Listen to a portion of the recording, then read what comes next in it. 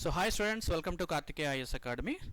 So విద్యార్థులు union public service కమిషన్కి prepare అవుతున్నా, అటు గ్రూప్ 1 గ్రూప్ 2 తెలంగాణ పిఎస్సి ఎగ్జామ్కి దేనికి ప్రిపేర్ అవుతున్నా సరే తప్పనిసరిగా ఎక్కువ ఏరియాస్ నుంచి ప్రశ్నలు అడగడానికి ఉన్నటువంటి సబ్జెక్ట్స్లో ఇండియన్ పాలిటీ అండ్ కాన్స్టిట్యూషన్కి చాలా ప్రత్యేక స్థానం అయితే ఉంది.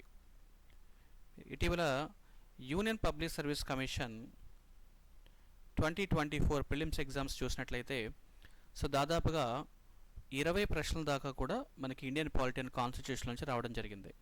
సో ఇమాజిన్ చేయండి, ఎక్కువ సబ్జెక్ట్స్లో అటు కరెంట్ రిలేటెడ్ కానవచ్చు, ఇండియన్ పాలిటీ కాన్స్టిట్యూషన్ నుంచి ఎక్కువ ప్రశ్నలు అడగడానికి అవకాశం ఉన్న area Indian polity and constitution. మరి అలాంటి సబ్జెక్ట్స్లో ఈరోజు మరొక కొన్ని ఇంపార్టెంట్ ప్రశ్నలు అయితే మనం ప్రాక్టీస్ చేద్దామండి. ఈ టాపిక్ని మీరు సేలెంట్ ఫీచర్స్ ఆఫ్ ఇండియన్ కాన్స్టిట్యూషన్ మీద కొన్ని ప్రాక్టీస్ క్వశ్చన్స్గా చూడొచ్చు. This is a video 1. అదేవిధంగా కార్తికేయ అకాడమీ నుంచి మెయిన్స్ ఆన్సర్ డెవలప్మెంట్ ప్రోగ్రామ్ కూడా స్టార్ట్ అవ్వడం జరుగుతుంది. క్వశ్చన్ నెంబర్ 1 చూడండి. So consider the following statements about the preamble of the Indian constitution. So తెలుగులో మనము ప్రవేశిక అని కూడా పిలుస్తూ ఉంటాం, ముందు మాట. మరి ప్రియాంబుల్ అనేటువంటి అంశాన్ని మనం ఫస్ట్ అమెరికా దేశం తీసుకోవడం జరిగిందని, రాజ్యాంగ పరిషత్తులో ఆబ్జెక్టివ్ రెజల్యూషన్ అనే పేరుతోటి జవహర్లాల్ నెహ్రూ గారు దీన్ని ప్రవేశపెట్టడం జరిగిందని కూడా చదువుకున్నాం. ఈ 3 స్టేట్మెంట్స్లో ఏ స్టేట్మెంట్స్ కరెక్ట్గా ఉన్నాయనే విషయాన్ని ఎగ్జామినర్ అడుగుతున్నాడు అనమాట. సో ఫస్ట్ క్వశ్చన్ చూద్దామండి. It declares India to be a sovereign, socialist, secular, democratic republic. Yes, మీ అందరికీ తెలుసు, ప్రారంభంలో భారత ప్రియాంబుల్ మనం తీసుకున్నట్లయితే సావరిన్, డెమోక్రటిక్ మరియు రిపబ్లిక్, ఈ 3 పదాలే మనకు కనిపించేవి. సో దాని తర్వాత 42nd కాన్స్టిట్యూషనల్ అమెండ్మెంట్ యాక్ట్ 1976లో మరొక 2 పదాలని జత చేయడం జరిగింది. ఆ 2 పదాలే సోషలిస్టు మరియు సెక్యులర్ అనే పదాలు అనమాట. సో ప్రస్తుతం భారత ప్రియాంబుల్ని sovereign, socialist, secular, democratic, republic అనేటువంటి పదాలతో కూడా మనం పిలవడం జరుగుతుంది. సో అదేవిధంగా it was amended by 42nd constitutional amendment act Indira Gandhi హయాంలో జరిగింది. స్వరణ్ సింగ్ కమిటీ రికమెండేషన్ కూడా మీరు తప్పనిసరిగా దీంట్లో ఒకసారి మీరు చదువుకోవాల్సి ఉంటుంది. So Swaran Singh committee recommendation ఆధారంగా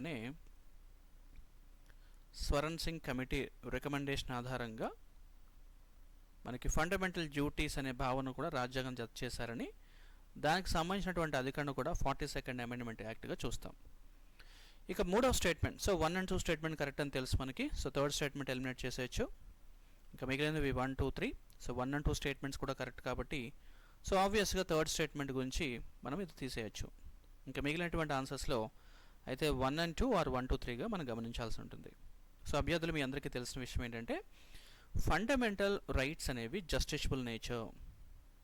so directive principle of state policy, preamble, ప్రవేశిక మరియు ఫండమెంటల్ డ్యూటీస్, ఈ 3 విభాగాలు కూడా నాన్ జస్టిషబుల్ కేటగిరీలో చదువుతాం మనం. నాన్ జస్టిషబుల్ కాబట్టి అభ్యర్థులు తప్పనిసరిగా గుర్తించాల్సింది this is non justiciable by court. So answer is strong. It is enforced by courts అన్నాడు. సో ఎన్ఫోర్స్డ్ బై కోర్ట్స్ అయితే కాదు. So clear. So first question అందరికీ అర్థమైందండి. చాలా సింపుల్ క్వశ్చన్, మీ అందరికీ తెలిసినప్పుడు కూడా మరొకసారి వీటి మీద ప్రాక్టీస్ చేయడం వలన మనకి ఎక్కువ యాక్యురసీ పెరుగుతుంది, టైం కూడా మనకి తగ్గే అవకాశం అయితే ఉంటుందన్నమాట. సో వీటి కింద ఆల్రెడీ ఎక్స్ప్లెనేషన్ ఉంటుందండి. కార్తికేయ అకాడమీ టెలిగ్రామ్ ఛానల్ ఉంటుంది. సో ఆ టెలిగ్రామ్ ఛానల్లో ఈ యొక్క PDF డాక్యుమెంట్ అప్లోడ్ చేయడం జరుగుతుంది. సో మన కార్తికేయ ఐఎస్ అకాడమీ ప్లే స్టోర్కి వెళ్ళినట్లయితే ప్లే స్టోర్లో సో K తోటి బ్లూ కలర్ వింగ్స్ తోటి ఒక యాప్ ఉంటుంది, డౌన్లోడ్ చేసుకోండి.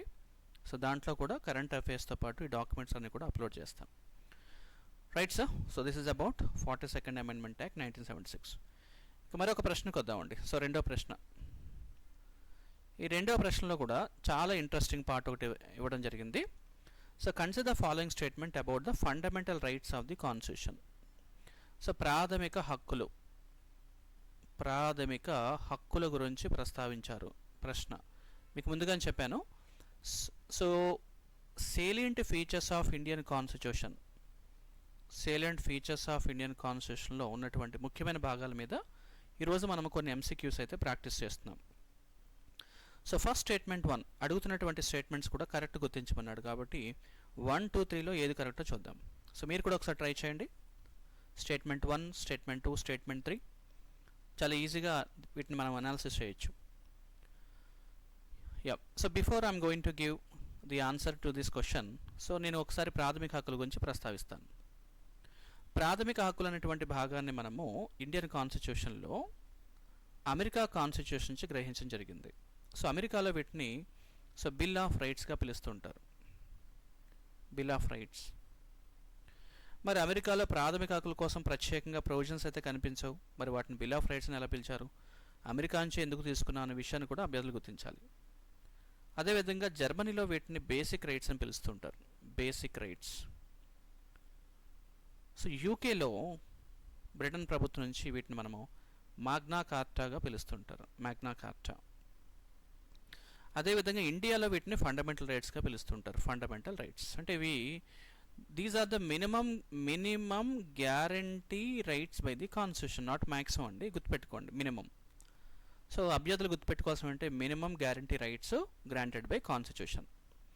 సో స్టేట్మెంట్ 1 చూద్దాం. So they are enshrined in the part 3 of the constitution. Statement number 1 right. They are absolute and cannot be suspended. Do you think that fundamental rights are absolute in nature? Absolute అయితే కాదు. Cannot be suspended అంటే no. కొన్ని example తీసుకుందాం. They can be suspended. By 44 constitutional amendment act 1978లో right to property, so right to property అనే అంశాన్ని తొలగించడం జరిగింది. Right to property. This right to property right no is a legal right. So part 12లో article 300Aలో ఒక legal రైట్గా మనం గుర్తించడం జరిగింది. అంటే ప్రజల యొక్క ఆస్తుల్ని ప్రభుత్వం జాతీయం చేయొచ్చు, అధికారాన్ని అయితే కనిపిస్తుంది. కాంపన్సేషన్ పొందే అధికారాన్ని అయితే ప్రజలకు ఇవ్వడం జరిగింది. దాని కోర్ట్స్ కూడా సహకారం అందిస్తాయి అన్నమాట. సో స్టేట్మెంట్ 2 రైట్, రాంగ్ అండి. సో ఎప్పుడైతే స్టేట్మెంట్ 2 రాంగో మనం ఇవన్నీ ఎలిమినేట్ చేసేయచ్చు. అండ్ 1 అండ్ Cలో మనం ఆన్సర్ చూద్దాం. So fundamental rights are available only to citizens but not for foreigners అంటున్నాడు. కాదండి, చాలా జాగ్రత్తగా గుర్తుపెట్టుకోండి. సిటిజన్స్కి వర్సెస్ ఫారినర్స్కి ఫండమెంటల్ రైట్స్ ఇండియాలో వర్తిస్తాయా లేదో చూద్దాం. ఫారినర్స్ అనేవాళ్ళు 2 రకాలుగా ఉంటారు. Number 1 friendly foreigners. Number 2 enemy foreigners. Indian constitution enemy ఫారినర్స్కి ఎటువంటి ఫండమెంటల్ రైట్స్ ఇవ్వదు. బట్ ఫ్రెండ్లీ ఫారినర్స్కి మాత్రము ఇండియన్ కాన్స్టిట్యూషన్ కొన్ని రైట్స్ ఇస్తుంది. ఉదాహరణకు రైట్ టు లైఫ్, జీవించే హక్కు మీకు ఎంత ఇంపార్టెంటో ఫారినర్స్ కూడా ఇండియాలో అంతే ఇంపార్టెంట్, లేకపోతే టూరిజం డెవలప్ కాదు. సో మనం చూసుకోవాల్సినటువంటి అంశాన్ని ఇండియన్ సిటిజన్స్కి ఫండమెంటల్ రైట్స్ అన్నీ వర్తిస్తాయి, కానీ ప్రత్యేకంగా ఫారినర్స్కి మరియు ఇండియన్స్కి మధ్య ఉన్నటువంటి స్పెషల్ ఫండమెంటల్ రైట్స్గా చెప్పచ్చు. So article 15, article 16, article 19, article 29, article 30. So ఈ 5 అధికరణలు మాత్రము స్పెషల్గా ఇండియన్ సిటిజన్స్కి ఉంటాయి, ఫారినర్స్కి ఉండవు. గుర్తుపెట్టుకోండి, there are certain fundamental rights in the constitution 15, 16, 19, 29, 30 which are only available to citizens of India but not for foreigners. Right, so statement 3 is wrong. Okay, so the answer is only 1. Guys, so I think మీకు అర్థమైంది అనుకుంటున్నాను. So ఒకసారి ముందుకు వెళ్దాం. ఇక్కడ explanation కూడా ఇవ్వడం జరిగింది, అభ్యర్థులు స్క్రీన్ షాట్ తీసుకొని ప్రాక్టీస్ చేయండి. Now coming to the question number 3, so directive principle of state policy. So మనము ఈ ఆదేశ సూత్రాలు మరియు నిర్దేశక నియమాల మీద ఒక MCQ ప్రాక్టీస్ చేద్దామండి. వీటిని తెలుగులో ఆదేశిక సూత్రాలు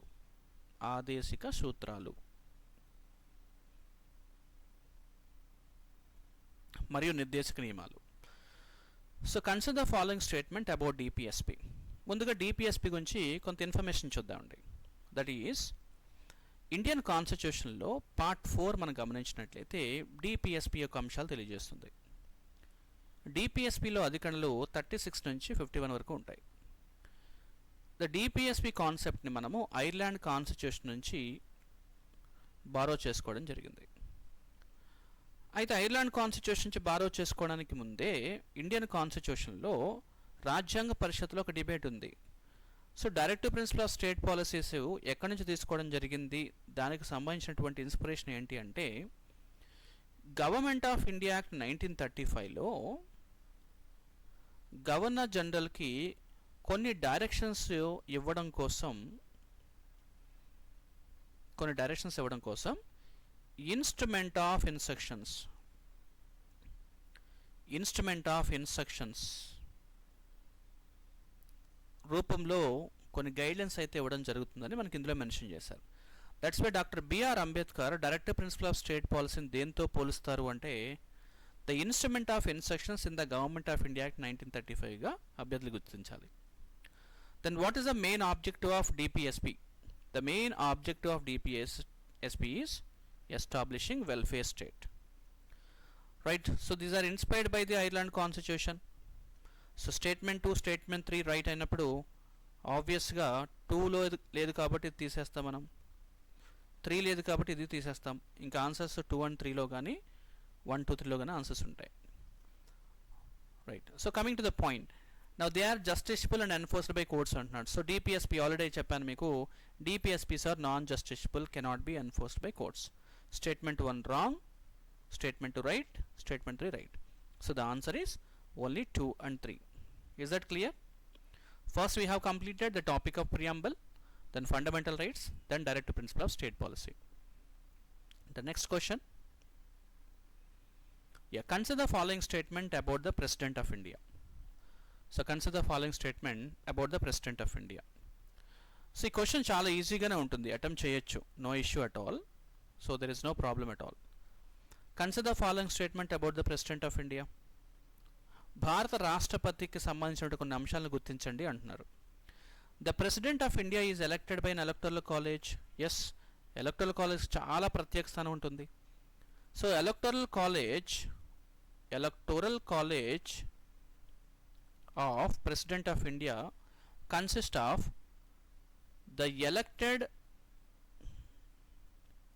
MPs of Lok Sabha plus Rajya Sabha, that is simply speaking elected MPs of parliament, then elected MLAs of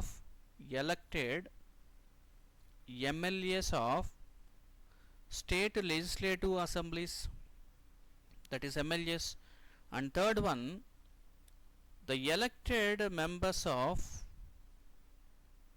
union territories like Delhi, Pondicherry, and the recent one is Jammu and Kashmir. So guys, so the electoral college will consist of the elected members of the parliament and the elected members of the state legislatures and the elected members of the union territories Delhi, Puducherry and Jammu and Kashmir. This is the data you have to update. So this is the first statement is right, statement 1 right. The president can be re-elected any number of times. Yes, as per the Constitution of India, the Indian president can be elected n number of times. There is no cap. But we have developed a convention that the president should not be elected more than 2 times. But here we are not talking about it. Convention గురించి ఏం మాట్లాడలేదు. As per the constitution statement ఏంటని discuss చేస్తాం కాబట్టి statement 2 కూడా రైటే.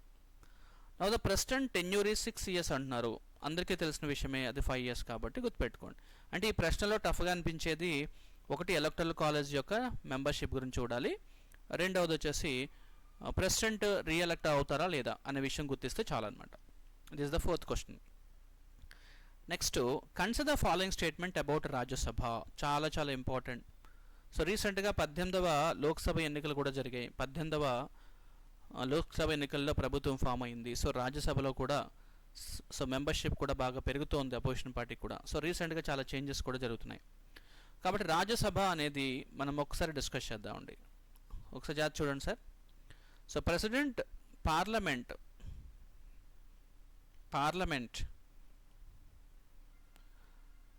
Indian parliament is a bicameral legislature. Indian parliament is a bicameral legislature. Bicameral legislature, తెలుగులో ద్విసభా విధానం అంటాం. మరి బైకామరల్ లెజిస్లేచర్ ఎక్కడ నుంచి తీసుకున్నాం మనము? యూకే గవర్నమెంట్ అంటే బ్రిటన్ పార్లమెంట్ నుంచి తీసుకోవడం జరిగింది. నా ఇండియాలో బైకామరల్ లెజిస్లేచర్లో Lok Sabha is there, Rajya Sabha is there. Lok Sabha is a temporary house. So the tenure of Lok Sabha is 5 years only. Lok Sabha యొక్క కాల పరిమితి 5 years మాత్రమే ఉంటుంది. సో టెంపరీ హౌస్గా చెప్తుంటాం. So 5 years only. And after the completion of 5 years of tenure Lok Sabha will be dissolved by the president. Versus coming to Rajya Sabha is a permanent house. Permanent house నిత్యంగా ఉండేటువంటి సభ ఏదైనా ఉంది అనుకుంటే పార్లమెంట్లో అది రాజ్యసభ. సో రాజ్యసభలో ఉండేటువంటి మెంబర్స్ యొక్క టైం పీరియడ్ తీసుకుంటే the membership of time period is 6 years only. So Rajya Sabha is a permanent house but the members of Rajya Sabha can continue in the office until 6 years.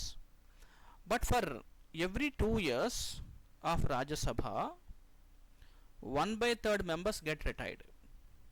Again Central Election Commission will re-elect them. So this is very important element. Then so the presiding officer of Lok Sabha and Rajya Sabha. Presiding officer of Lok Sabha is speaker only, deputy speaker, and also we have panel speakers, and before that pro tem speaker is also there. అభ్యర్థుల pro tem speaker గురించి కూడా చదవాల్సి ఉంటుంది. Then రాజ్యసభకు వస్తే presiding officers మనకి chairman ఉంటారు, chairman and deputy chairman and panel chairmans ఉంటారు. So here the question is you have to observe very carefully. The speaker of Lok Sabha is directly elected from the Lok Sabha only. The presiding officer of Lok Sabha యొక్క presiding officer సభాధిపతి అంటాం. ఇతను డైరెక్ట్గా లోక్సభ నుంచి ఎన్నుకోబడతారు. Deputy speaker కూడా అదేవిధంగా తీసుకోవడం జరుగుతుంది. Most of the time deputy speaker opposition పార్టీకి ఇస్తూ ఉంటారంటారు. బట్ ఇక్కడ రాజ్యసభ మాత్రం ఏంటి అంటే the chairman of Rajya Sabha does not have a membership of Rajya Sabha and he is nothing but the vice president of India. గుర్తుపెట్టుకోండి my dear students. So we are electing vice president of India. ఉపరాష్ట్రపతిని ఎన్నుకుంటాం మనము. దానికి కూడా ఒక ఎలక్టరల్ కాలేజ్ సిస్టమ్ ఉంది. ఉపరాష్ట్రపతి ఎన్నుకున్న తర్వాత రాష్ట్రపతి ఉండగా ఉపరాష్ట్రపతికి రాజ్యాంగబద్ధంగా పెద్దగా పనులే ఉండవు. అందుకని రాజ్యసభ చైర్మన్గా ఆయన్ని కూర్చోబెట్టడం జరుగుతుంది. That's why vice president is the ex officio chairman of Rajya Sabha అనే స్టేట్మెంట్ ఉపయోగిస్తాం. That means when vice president acting as a chairman he use to draw salary as a chairman of Rajya Sabha. That's why vice president is the ex officio chairman of Rajya Sabha. Remember this point, very important. So ఇప్పుడు questions కొద్దామండి. So question number 1. So Rajya Sabha is a permanent body. Yes, permanent house. 1/3 of the members of the Rajya Sabha retired for every 2 years. ఎగ్జామినేషన్లో అప్పుడప్పుడు మీకు number తప్పిస్తూ ఉంటాడు. 3 years 4 years అంటూ ఉంటాడు. So every year అంటూ ఉంటాడు. చూసుకోండి 2 years ఇక్కడ. Next the vice president of India is the ex officio chairman of Rajya Sabha. Statement 1 is right, statement 2 is right, statement 3 is also right. Karthikeyan అకాడమీలో విద్యార్థులందరూ కూడా మార్నింగ్ క్లాస్ అవుతుందండి. 9 to 10 యూపీఎస్సీ వాళ్ళకి class అయిన తర్వాత కరెంట్ అఫైర్స్ చెప్తారు. Everyday test ఉంటుంది. So everyday morning test ఇస్తారు, కరెంట్ అఫైర్స్ ఇస్తారు. 12:30 క్లాస్ అయిపోయిన తర్వాత ఎంసీక్యూస్ కూడా డిక్టేట్ చేయడం జరుగుతుంది, డిస్కస్ చేస్తారు. And everyday evening 6:30 to 7:30 mains answer development programme కూడా ఉంటుంది. సో యూపీఎస్సీ వాళ్ళు ప్రిపేర్ అవుతున్నట్లయితే తప్పనిసరిగా మీరు ప్రిలిమ్స్కి ఎంత ఇంపార్టెన్స్ అయితే ఇస్తున్నారో మెయిన్స్ కూడా అంతే ఇంపార్టెన్స్ ఇవ్వాలి. మీరు మెయిన్స్ ప్రిపరేషన్లో కనుక క్వశ్చన్ మార్క్ వేసుకుంటే ప్రిలిమ్స్లో మీకు 100కి 100 వచ్చినా ఉపయోగం ఉండదు. కాబట్టి విద్యార్థులు మెయిన్స్ ఆన్సర్ డెవలప్మెంట్ ప్రోగ్రామ్, ఈ మ్యాప్ ప్రోగ్రాంలో జాయిన్ అయితే మీకు చాలా వరకు బెనిఫిట్ ఉంటుంది. రెగ్యులర్గా 4 మెయిన్స్ క్వశ్చన్స్ ఇవ్వడం జరుగుతుంది. అండ్ ఎవ్రీడే లైవ్లో ఆన్సర్ డెవలప్మెంట్ ప్రోగ్రామ్ని అందిస్తున్నాం. మీకు కావాలి అనుకుంటే మాత్రం డెఫినెట్గా 9182061884 నెంబర్కి కాల్ చేయండి. మీకు ఆ డీటెయిల్స్ అయితే ఫర్దర్గా అందించడం జరుగుతుంది. రైట్ అండి. Next coming to the 6th question which is Lok Sabha గురించి మాట్లాడుతున్నాం. Just now I have explained it. So Lok Sabha is directly elected by the people. The term of Lok Sabha is 5 years until it is dissolved sooner. Yes, everybody? No? Yes. Statement 2 కూడా రైటే. The speaker of Lok Sabha is appointed by the president అనే పదం ఉపయోగిస్తున్నాం. ఇక్కడ president అనే పదం కన్నా మనం గమనించినట్లయితే the speaker of Lok Sabha is elected by the members of Lok Sabha. The elected by the members of Lok Sabha అనే విషయాన్ని గుర్తించండి ఇక్కడ. సో ఇక్కడ elected by the members of Lok Sabha. So ఇక్కడ ప్రెసిడెంట్ అయితే కాదు అనే విషయాన్ని గుర్తించాలి. సో థర్డ్ స్టేట్మెంట్లో చిన్న correction. The speaker of Lok Sabha is elected by the members of Lok Sabha. Elected. So the speaker of Lok Sabha is elected by the members of Lok Sabha. So not by the president అనే విషయాన్ని గుర్తించండి. So statement 1 and 2 right answers అనమాట. లోక్సభ గురించి ఫర్దర్గా మనం ఒక video చేయడం జరిగింది, మళ్ళీ ఒకసారి చూద్దాం. Next coming to the 7th question. Supreme court of India. Supreme court of India salient ఫీచర్స్లో integrated and independent judicial system గురించి మాట్లాడుకుంటాము. That is called supreme court of India. Guys follow అవుతున్నారా? చాలా ఇంపార్టెంట్. సో ఒక్కొక్క క్వశ్చన్కి ఒక్కొక్క importance ఉంటుంది కాబట్టి చాలా జాగ్రత్తగా చూడండి. Now supreme court of India is the highest court of appeal. Yes, highest court of అపీల్గా మనం చూస్తాం. Supreme court of India the highest court of appeal. Highest court of appeal. It has the power of judicial review. Yes, it has the power of judicial review. Judges are appointed by the Prime Minister. Absolutely wrong. The judges are appointed by the President of India only. That too recommendation of collegium system. We have a collegium system. చాలా చాలా important collegium system. So 3 judges cases తప్పనిసరిగా చదవండి విద్యార్థులారా. 3 judges cases ఎగ్జామినేషన్లో అడుగుతారు. And SP Gupta case అంటే ఏంటి, అలాగే 4th జడ్జెస్ కేసు అంటే ఏంటో కూడా మీరు తప్పనిసరిగా చదవాల్సి ఉంటుంది, ఎగ్జామినేషన్లో అడుగుతాడు. సో స్టేట్మెంట్ 3 రాంగ్ కాబట్టి స్టేట్మెంట్ 1 and 2 రైట్. మనం ముందుకు వెళ్తున్నాం. సో కింద ఎక్స్ప్లెనేషన్ కూడా ఉంటుందండి, మీరు చక్కగా ఒకసారి ఎక్స్ప్లెనేషన్ కూడా చూడొచ్చు. వీటి మీద ఫర్దర్గా మనం అనేక వీడియోస్ అయితే కార్తికేస్ అకాడమీ ఛానల్లో చేయడం జరుగుతుంది. అభ్యర్థులు ఎవరైనా సరే తప్పనిసరిగా వీటిని సబ్స్క్రైబ్ చేసుకోండి, ఫాలో అవ్వండి. నెక్స్ట్ 8th క్వశ్చన్ అండి. So question number 8, consider the following statement about the fundamental duties. So చాలామందికి తెలుసు డ్యూటీస్ అంటే moral obligation. Moral obligations on the citizens. నా ఫండమెంటల్ డ్యూటీస్ ప్రారంభంలో ఇండియన్ కాన్స్టిట్యూషన్లో లేవండి. స్వరణ్ సింగ్ కమిటీ రికమెండేషన్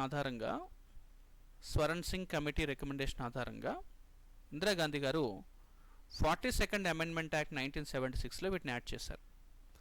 దీనికోసం ప్రత్యేకంగా రాజ్యాంగం సవరణ చేసిన తర్వాత పార్ట్ నెంబర్ 4A అనే విభాగాన్ని ఏర్పాటు చేసి ఆర్టికల్ 51 A కూడా పొందుపరచడం జరిగింది. So very important.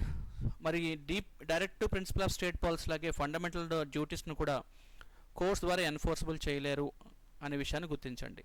Statement 1 is right, statement 2 is right, statement 3 is wrong. So the answer is only 1 and 2. So this is the 8th question అండి. Now coming to the 9th question.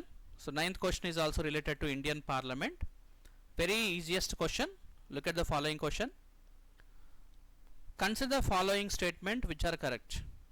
It consists of President, Lok Sabha and Rajya Sabha. Yes, Indian Parliament bicameral legislature అని మనం గత టాపిక్లో కూడా చూసాం. Bicameral legislature. So Article 79 of the Indian Constitution talks about it, Indian Parliament. So Indian Parliament consists of Lok Sabha, Rajya Sabha and the President. President is an integral part of Parliament. So it is a bicameral legislature. The President is a part of the Parliament. Yes, statement 1 is right, statement 2 is right and statement 3 is also right. No doubt at all. So the answers is right. So option 1, 2, 3. Next to 10th question చూడండి. Consider the following statement about the state legislature. So not all states in India have a bicameral legislature. Yes, ఇండియాలో అన్ని రాష్ట్రాల్లో bicameral legislatures ఉన్నాయంటే లేవు. అన్ని రాష్ట్రాలకి ఆర్థికంగా అంత ఉపయోగపడకపోవచ్చు. సో సెంట్రల్లో బైకామరల్ లెజిస్లేచర్ అయితే ఉంటుంది, అన్ని రాష్ట్రాల్లో బైకామరల్ లెజిస్లేచర్స్ ఉండవు, కొన్ని రాష్ట్రాలు మాత్రమే ఉంటాయి. సో అభ్యర్థులు ఏ రాష్ట్రాల్లో ప్రస్తుతము బైకామరల్ లెజిస్లేచర్స్ ఉన్నాయో గుర్తించండి. Which of the following states have right now bicameral legislature? Let's example Andhra Pradesh తీసుకోండి, తెలంగాణ తీసుకోండి. ఇదే విధంగా రిమైనింగ్ రాష్ట్రాలు కొన్ని మాత్రమే బైకామరల్ లెజిస్లేచర్ ఉంటాయి, వాటిని గుర్తించండి. Next, the legislative council is the upper house in the states with a bicameral legislature. Statement 1 right, statement 2 is right. The members of legislative assembly are appointed by the governor. So the members of legislative assembly are appointed by the governor. So imagine చేయండి, the members of legislative assembly are elected by the people and appointed by the governor. అంటే MLAs ఎవరైతే ఉంటారో, legislative assembly MLAs ఉంటారు కదా, వాళ్ళని ఏ విధంగా ఎన్నుకుంటారు. ఈ స్టేట్మెంట్స్ మీరు స్టేట్ లెజిస్లేషన్ చాలా జాగ్రత్తగా చదివితే చాలా ఇంపార్టెంట్ ఏరియాస్ కొన్ని ఉంటాయి. ఇందులో మొదటిది how MLAs are elected. How MLAs are elected, how MLCs are elected plus nominated. Very very important. How these MLAs are elected plus nominated. In this nomination, what is the formula of 1/3 plus 1/3 1/6 plus 12? ఇలాంటి ఒక formula ఉంటుంది. దీనికి ప్రత్యేకంగా అభ్యర్థులు ఇక్కడ focus చేయాల్సి ఉంటుంది, గుర్తుపెట్టుకోండి. కాబట్టి మొత్తం టాపిక్స్ అంతా ఇక్కడ చెప్పడానికి ట్రై చేయట్లేదు. మీరు డెఫినెట్గా స్టేట్ లెజిస్లేచర్ చదివేటప్పుడు కొన్ని అంశాలు మాత్రం గుర్తుపెట్టుకోండి. So consider the following statement about the state legislature. Next answers ఇక్కడ ఉన్నాయండి, ఒకసారి చూడండి. Next 11th question, consider following statement about the union executive. The union executive consists of president, vice president, the council of ministers including prime minister. Yes, statement 1 is right. The president is the head of the state. Yes, and the prime minister is the head of the government. The prime minister is the head of the government. Statement 1, 2, 3 are right. So very very easiest question అదండి. వీటి గురించి మీరు పెద్దగా ఆలోచించాల్సిన అవసరం లేదు. Because once you started your preparation, already తెలిసిన వాళ్ళ కోసం కాదండి, ఇప్పుడే ప్రారంభించి చాలా వరకు కన్ఫ్యూషన్గా ఉన్న అభ్యర్థుల కోసమని మల్టిపుల్ చాయిస్ క్వశ్చన్స్ ఎక్కువ చేయడం జరుగుతుంది. వీటిని ఒకసారి ఉపయోగించుకోండి, డెఫినెట్గా మంచి స్కోర్ అయితే మీకు రావడం జరుగుతుంది. రైట్, నెక్స్ట్ క్వశ్చన్ చూద్దామండి. 12th question. So consider following statement about the state executive. So అసలు గవర్నమెంట్ అంటే ఏంటంటే, government is a combination of 3 organs. మనం చదువుతుంటాం. So government is a combination of 3 organs. One is legislature, second is executive, and third is judiciary. If it is union legislature is parliament, union executive is called council of ministers, and union judiciary is called supreme court. Now it is a state executive. So if you keep it yes here, it is a state executive. The state executive consists of state council of ministers plus chief minister. The governor is the head of his state. The chief minister is appointed by the governor. The governor's tenure is 5 years. Now the question is, do you know that the governor's tenure is exactly 5 years? Or the governor can continue in the office until the pleasure of the president or the central government la కనిపిస్తుంది. కాబట్టి ఆ పదం చాలా జాగ్రత్తగా ఉపయోగించాలి. The governor can continue in the office until a time period of 5 years. But the statement is, the head of the state appoints the chief minister. While the governor's tenure is typically 5 years, they serve at the pleasure of the president and can be removed before their term. That means he can continue in the office until the pleasure of the president. ఈ question మాత్రం చాలా జాగ్రత్తగా attempt చేయండి. Consider the following statement about the council of ministers. Council of ministers are collectively responsible to Lok Sabha. Yes, collectively responsible. He is headed by the prime minister. Yes. They can be dismissed by the president. అంటే మంత్రి మండలిని dismiss చేసేటువంటి అవకాశం ప్రెసిడెంట్కి ఉంటుందా అంటే yes ఉంటుంది, కానీ president cannot directly dismiss the council of ministers. He can be dismissed only if they loses the confidence of the Lok Sabha. అంటే లోక్సభలో ఎప్పుడైతే విశ్వాస తీర్మానం కానీ అవిశ్వాస తీర్మానం కానీ ఓడిపోతారో అప్పుడు మాత్రమే మంత్రి మండలిని ప్రెసిడెంట్ డిస్మిస్ చేయడానికి అవకాశం ఉంటుంది అనే స్టేట్మెంట్ మాత్రం చదవాల్సి ఉంటుందండి. So the answer is statement 1 and 2గా మనం గుర్తించాలి. Next 14th question, it's about attorney general of India. Attorney general is the highest law officer of India. Yes, statement 1 is right. Attorney general is appointed by the chief justice of India. Wrong. Attorney general is appointed by president of India. Statement 2 is wrong. Attorney general of India has the high right to audience in all courts of India. Yes, డెఫినెట్గా కూర్చునే అవకాశం ఉంటుంది. Statement 1 and 3 are correct. Last question and 15th question. Consider the following statement about the election of the power of the Election Commission of India. It is responsible for conducting elections to the parliament, state legislature and the office of the president and vice president. Yes, definitely కేంద్ర రాష్ట్ర ఎన్నికల్ని నిర్వహించేది కేంద్ర ఎన్నికల సంఘమే. And it is a multi-member body. Yes, multi-member body, చాలా చాలా important statement. Multi member body, this is also right. And the election commissioner can be removed from the office in the same manner as a judge of supreme court. Yes, 3 statements correct కాబట్టి 1, 2, 3 answers. So my dear students, ఈ విధంగా మీరు important MCQs కన్నా కూడా practice చేయండి. Answers కూడా ఇక్కడ ఇవ్వడం జరిగింది. ఈ డాక్యుమెంట్ కార్తికేస్ అకాడమీ టెలిగ్రామ్ ఛానల్లో ఉంటుంది, డిస్క్రిప్షన్లో ఆ డీటెయిల్స్ అన్నీ ఉంటాయి. సో కాబట్టి ఈరోజు మనము ఒక 15 multiple choice questions on salient features of Indian కాన్స్టిట్యూషన్ని కవర్ చేయడం జరిగింది. So wish you all the best, have a nice day, thank you very much.